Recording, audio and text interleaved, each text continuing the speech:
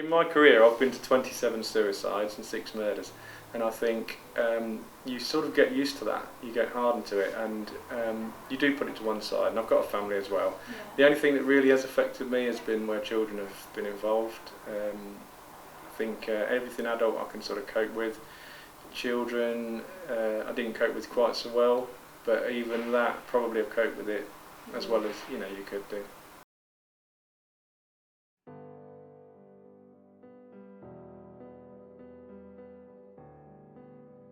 Probably the worst crimes are, for me, crimes committed against children. The worst job I've had to deal with is, as a child that's died while I've been trying to give mouth-to-mouth to it.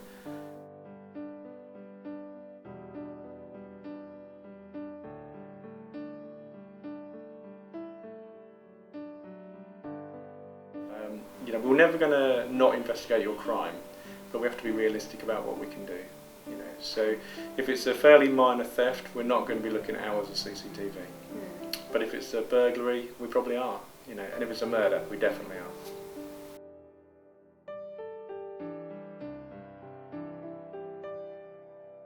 Corby businessman David Les Ross, whose body was found in a room at the Village Inn Hotel at Corby on 17th of December 2012.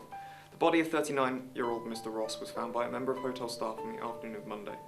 Post-mortem confirmed that Mr. Ross died from head injuries following an assault.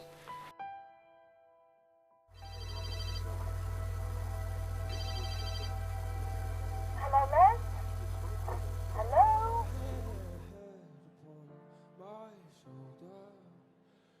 On the afternoon of the 15th of December 2012, David returned home to see his front door had been forced open. Once inside, he realised he had been burgled.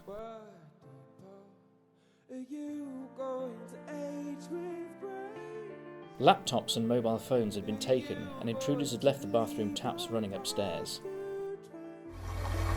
I've just come home from work and I think I've been robbed. What, you've been burgled? Yeah. Has anything been stolen? I've not had a look yet.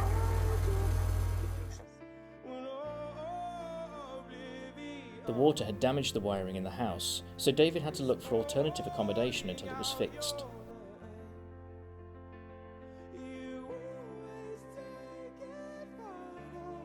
After finding a place to stay, he was later awoken by a phone call. I did a schoolroom with Les. He was the driver and I was the passenger assistant. We collected children from their house and put them to the school. You're just phoning to make sure? I would ring Les to make sure he was awake. 7:40, yeah, usual time. He said, morning. I said, see you later. Yeah. And that was it. At 7:30 a.m, he replied to a text from a friend as usual.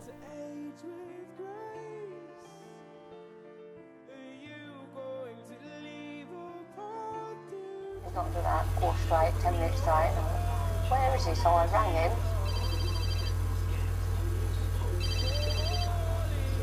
And the phone was answered, but nobody spoke. David had been repeatedly punched in the head. Hello? The blows caused him to lose consciousness and die. He was found dead a few hours later when hotel staff came to clean his room.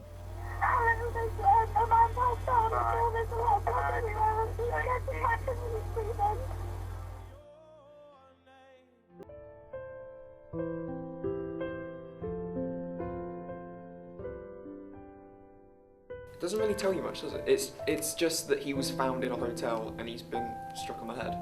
He'd slept with someone he shouldn't have slept with, or there's a ton of different reasons, and it doesn't necessarily have to be like a crime. It does make me feel a little on edge about how what repercussions things that you do can have on people that don't like you. So it does make me a little wary about how you've got to make sure that you're doing the right thing.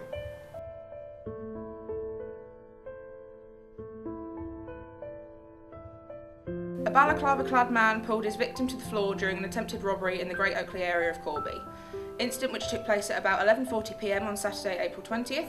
A 56-year-old man was walking along College Close when he was approached from behind and pulled to the floor. On Saturday, April the 20th, Mr Dempsey was seen entering the Winchester Arms pub at around 8 o'clock and was later seen leaving around 11:40pm.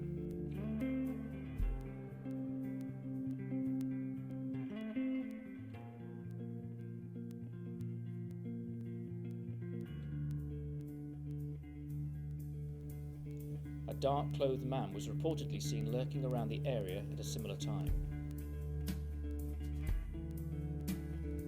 Mr Dempsey was later seen approached by the suspicious-looking man. At the time of around 11:52pm, the victim was then struck on the head from behind and left unconscious.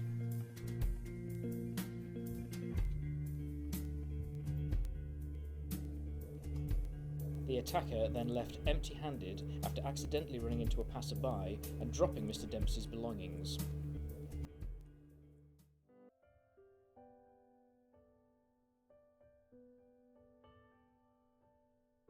It seems very typical. That sounds really like stereotypical as well, but it paints him as just an everyday guy. You don't really know much about it. It's quite scary that something so simple and someone who's just running about at that kind of time could do something so horrible, really.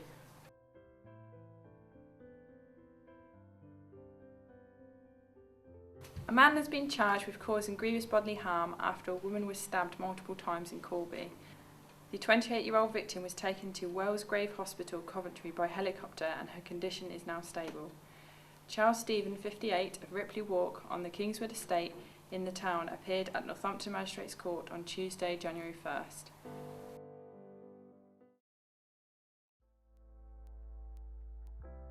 At 7pm on the night of December 30th, Miss Watson locked up at work as usual and proceeded to walk home.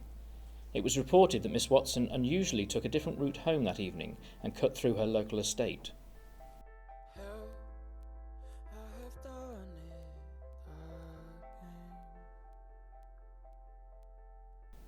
At around 7:15pm, Miss Watson bumped into a couple of friends and stopped to talk for around 10 minutes. At roughly 7:25, Miss Watson parted with her two friends after checking her phone and realising the time. It was believed that a man wearing a dark hooded jumper, holding a knife, had later appeared from somewhere within the estate and approached Miss Watson in a random attack. She was then stabbed multiple times before the attacker left the scene.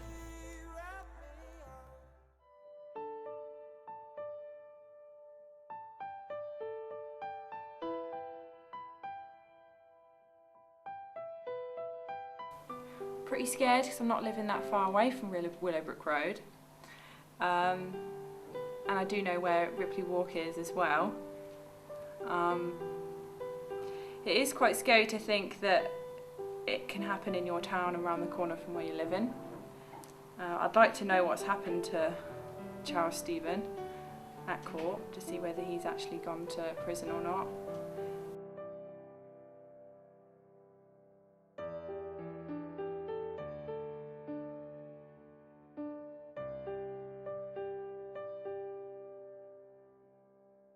At the moment we're looking to shut the fast food restaurants down earlier because they keep people hanging around outside until sort of 6am. I'm also hanging around, they've got nothing to do, but they start arguing because they've all had a drink. So if we can get them closed earlier and send them home, they'll still have had a good night, but they won't go home with a black eye. And the crimes this year, at the end of 2012, were down to 4,717 for the year. Whereas in 2006 it was 7,560 something. So it's a significant reduction. It's almost a 50% reduction over the last 5 or 6 years.